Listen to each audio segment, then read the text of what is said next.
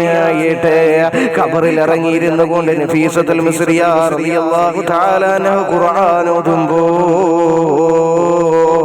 ഇവിടെ എത്രയോ ഇബാദത്തുകൾ നമ്മൾ ചെയ്യുന്നവരാ, ഖുർആൻ ഓതുന്നവരാണ്, ദിക്റുകൾ ചെയ്യുന്നവരാണ്.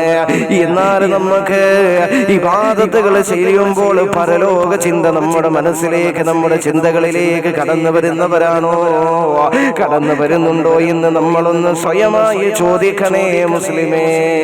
നമുക്കിന്നെല്ലാം തമാശയല്ലേ, ഇബാദത്തുകളിലെല്ലാം നമുക്ക് തമാശയാണല്ലോ. ഇബാദത്തുകളിലും നോമ്പുകളിലും ഹജ്ജും ഉംറകളിലും പോലും നമുക്കിന്ന് തമാശകളല്ലേ.